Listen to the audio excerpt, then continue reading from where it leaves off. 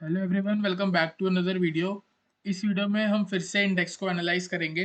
देखते हैं कल हमें इंडेक्स में कौन से लेवल देखने को मिल सकते हैं और आज के दिन क्या रहा। तो अगर हम आज को एनालाइज करें तो काफ़ी साइडवेज थी, गिरावट आई थी। अगर आप यहाँ पे देखोगे, कल हम यहाँ पे क्लोज हुए थे, ठीक है, 17,900 के पास, और एक आज बढ़िया गैप डाउन हुआ, थोड़ा लो लगा, फिर उसके बाद ऊपर आया। कल मैंने आपको वीडियो में बोला था कि ये वाला लो अगर ब्रेक हो रहा है 17,885, आप ट्रेड कर सकते हो, सेल कर सकते हो।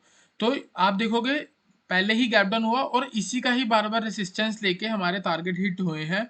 ठीक है, अब क्या, देखो, एक सबसे पहले तो आप ना इस चीज़ का स्क्रीनशॉट ले लो। तो ये ट्रेडिंग सेटअप मैं आपको बाद में समझाऊंगा। आपने स्क्रीनशॉट ले लिया, ठीक है। तो सबसे पहले आप ये समझो कि ट्रेंड जो होता है वो डाउन ट्रेंड ऐसा होता है, ठीक है। ये इसका करेक्टरिस्टिक्स है, लोअर लो और जो हाई होते हैं वो नीचे की तरफ शिफ्ट होते हैं।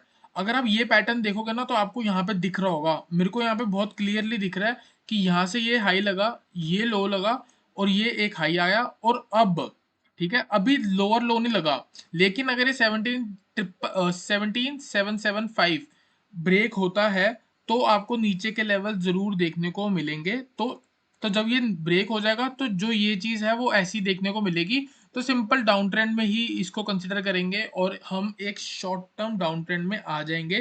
तो नीचे के लेवल मैं आपको बता रहा हूँ 17,400 500 तक मैक्सिमम देखने को मिल सकते हैं इस पूरी गिरावट के। ठीक है, अभी भी हम हमारे पास पूरा टाइम है एंट्री लेने का।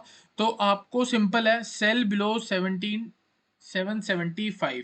अभी क्लोज हुई है 17,800 पे ऑलमोस्ट। ठीक है, तो 25, पता नहीं कल ओपनिंग कहाँ होगी, गैप अप होगी, गैप डाउन होगी, या कहीं फ्लैट ओपनिंग होगी। अगर फ्लैट ओपनिंग होती है 17,775 के ऊपर तो इसका ब्रेक होने का वेट करो, 5 मिनट की कैंडल क्लोज होते ही आप शॉर्ट करो। जो भी उस वक्त का हाई लगा होगा वहां पे आप स्टॉप लॉस लगा के अपना टारगेट 17,700 और 17,650 का लेके चल सकते हो। ठीक है, तो मेरे अकॉर्डिंग मैं क्या एक्सपेक्ट कर रहा हूँ, मैं एक्सपेक्ट कर रहा हूँ कि कल एक गैप डाउन लगेगा।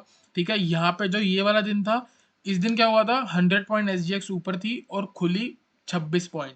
तो मेरे को वहीं से समझ आ गया था कि अब रिवर्सल आने के चांस है। और आज क्या हुआ, आज भी अगर आप देखोगे तो आज तो SGX ही डाउन थी और नीचे ही क्या कहते हैं एक गैप डाउन लगा।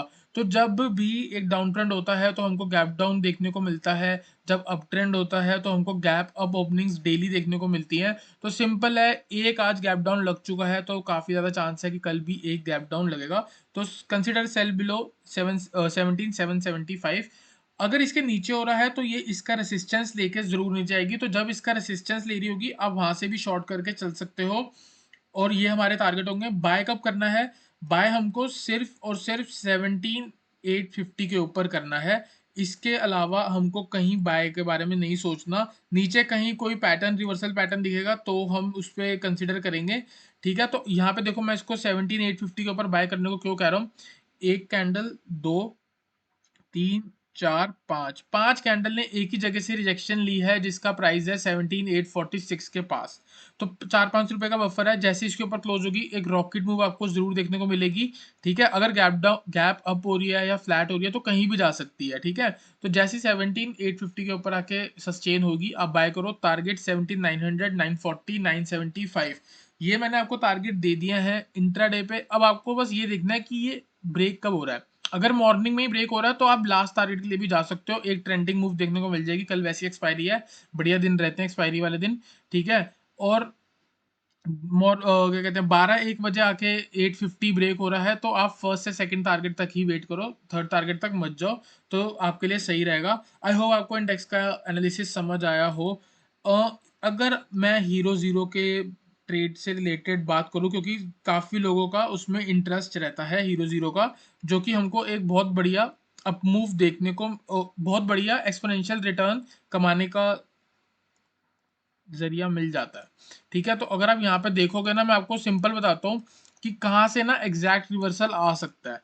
देखो, अगर कल दोपहर में, बहुत ही एक्सट्रीम केस है, अगर कल 17,550 के पास आई निफ्टी तो आपको आउट ऑफ द मनी जाके कॉल बाय करनी ही करनी है।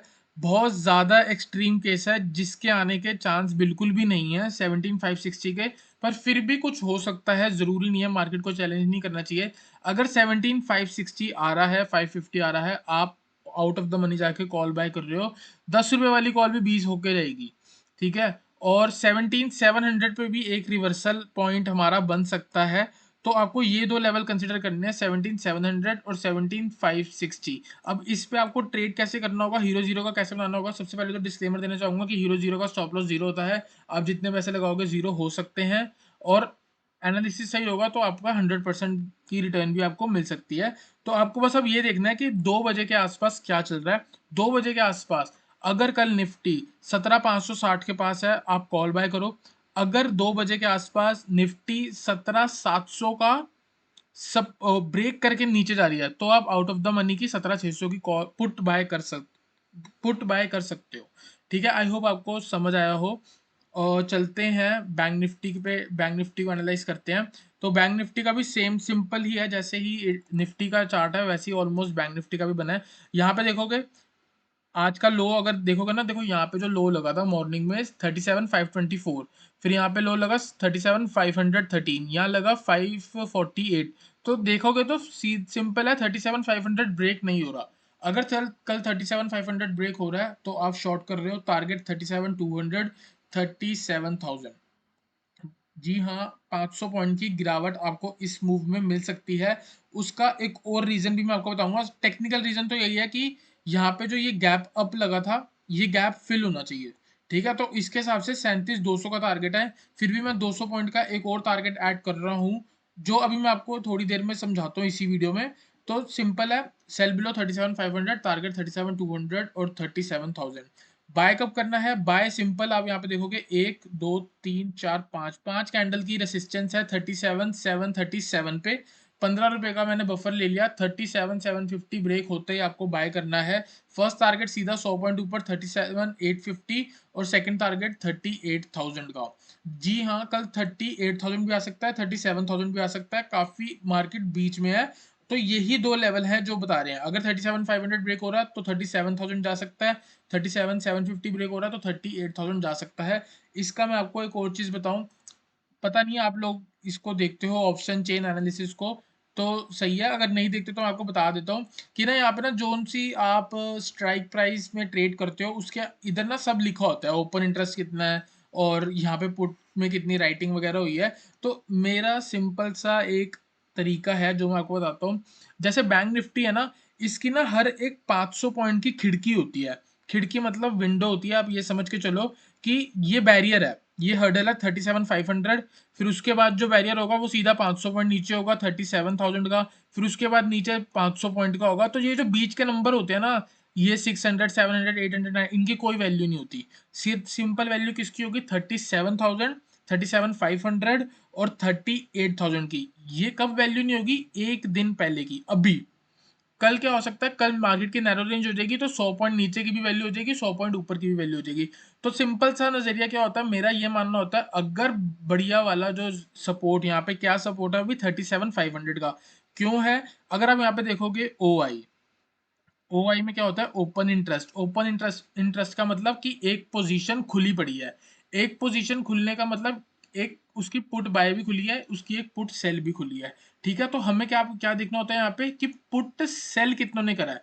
ठीक है, ये 83,000 पुट बाय भी है और 83,000 पुट सेल भी है। इसको सिंपल ही टर्म्स में समझो, इससे ज्यादा कॉम्प्लिकेट मत करना। पुट सेल का क्या मतलब होता है कि लोग एक्सपेक्ट कर रहे हैं कि तेजी आएगी, पुट सेल का मतलब कि नीचे नहीं जाएगी मार्केट। ठीक है, तो 37,500 के नीचे नहीं जानी चाहिए, क्योंकि यहाँ पे 83,000 की ओपन इंटरेस्ट हुई है। मतलब 83,000 की जो पुट्स है वो यहाँ पे राइट करी हुई है लोगों ने। तो इसका मतलब इसके नीचे नहीं जाना चाहिए 37,500 के नीचे। लेकिन अगर इसके नीचे गया तो आप देख सकते हो यहाँ पे 23,000 है, यहाँ 28,000, 33,000, 22,000। ठीक है, तो इनकी वैल्यू कुछ भी नहीं है, सीधा 83,000 की है। तो सबसे बड़ा नंबर जो है यहाँ पे। तो सिंपल है, 37,500 ब्रेक होते ही नेक्स्ट टारगेट 37,000 ओपन इंटरेस्ट के हिसाब से बनता है। जिन्होंने 37,000 की कॉल पुट जो राइट करी हुई है 47 रुपीज की, वो शूट करेगी 100 से 150 तक। जितने भी जिन्होंने पुट राइट करी ना, उनको डराने के लिए मार्केट जरूर आएगी। ठीक है, आप मान के चलना, इसीलिए मैं आपको बोल रहा हूँ कि 37,500 ब्रेक होते ही मैं 37,200 का दे रहा हूँ टेक्निकल व्यू, और उसके बाद लोगों को डराने के लिए 37,000 जरूर टच होगा कल, अगर गिरावट आती है। सिमिलरली अगर 37,750 ब्रेक हो रहा है तो 38,000 के पास अगर आप यहाँ पे कॉल देखोगे ना, तो अब देखो मैंने यहाँ पे आके क्यों देखा, मैंने यहाँ पे क्यों नहीं देखा 38,000 का, इसका रीजन है, इसको ओपन ऑप्शन चेन को कैसे एनालाइज करना है इसकी वीडियो अलग से बनाऊंगा, पर थोड़ा बहुत जल्दी क्विकली समझेंगे। मैंने आपको बोला ओ आई का मतलब ओपन इंटरेस्ट, ओपन इंटरेस्ट का मतलब कि कॉल बाय भी हुई हुई है, कॉल सेल भी हुई हुई है। तो यहाँ पे 1,11,000 है ओपन इंटरेस्ट, इसका मतलब कि इतनी कॉल राइट हो रखी है। तो जब लोग कॉल राइट का मतलब कॉल सेलिंग, तो कॉल सेल जब कर रहे हैं लोग, इसका मतलब कि इसके ऊपर जाएगी तो उनको लॉस हो जाएगा। तो जब आप कॉल सेल करते हो या पुट सेल करते हो, आपको पता है 1 लाख रुपए से ऊपर का मार्जिन देना पड़ता है। तो जिनके पास 1 लाख से ऊपर मार्जिन देना होता है, उनका जो रिस्क होता है ना वो मैक्सिमम होता है, मैक्सिमम अनलिमिटेड, अनलिमिटेड रिस्क आ सकता है। क्योंकि अगर आप देख लो ना 55 रुपीज की जो ये कॉल है, अगर कल मार्केट 1,000 रुपये ऊपर चली जाएगी तो ये 55 की 500 हो जाएगी, कोई 450-500 रुपये का रिस्क थोड़ी लेगा।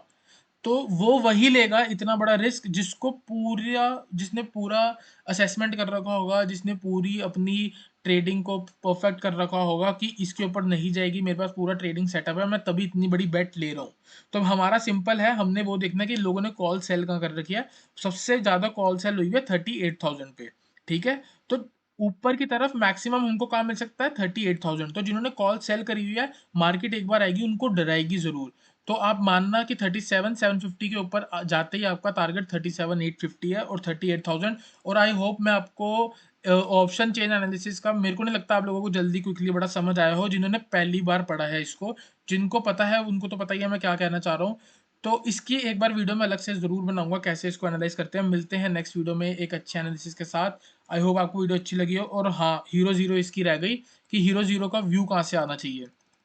एक बार अभी बड़ा क्विकली देखते हैं। सबसे पहले मैं ये देखूंगा कि लास्ट मूव क्या है। लास्ट मूव अगर आप देखोगे ना, यहाँ से स्टार्ट हुई है। ठीक है, यहाँ से स्टार्ट हुई है। अब मैं देखना चाह रहा हूँ कि ये जो है ना, ये वाला लेवल 61% का 36,500 है। तो 36,500 के आसपास अगर आएगी तो इतनी क्विकली रिवर्स मारेगी ना कि आपको पता भी नहीं लगेगा। तो सिंपल है कि 36,500 अगर आ रहा है तो हम एक आउट ऑफ द मनी जाके कॉल बाय कर रहे हैं। और अगर कल 37,000 भी आ रहा है, हम वहां पे भी रिस्क लेके एक out of the money call buy करेंगे 40 से 50 रुपए वाली। तो देखते हैं क्या होता है। फिर से एंड में आपको बोलूंगा कि हीरो जीरो का जो नज़रिया होता है एक्सपोनेंशियल रिटर्न लेने के लिए होता है, उसी के साथ साथ उसका रिस्क भी एकदम 100% होता है। जीरो हो सकती है कॉल पुट जो भी आप लोगे हीरो जीरो में। तो अपनी पोजीशन साइज को ही, अगर 1,000 रुपये का रिस्क है तो आप एक लॉट ले लो, 2,000 रुपये तक का रिस्क ले सकते हो तो 2-3 लॉट ले सकते हो, जिस जैसे भी आपको ठीक लगे। मिलते हैं नेक्स्ट वीडियो में एक अच्छे एनालिसिस के साथ।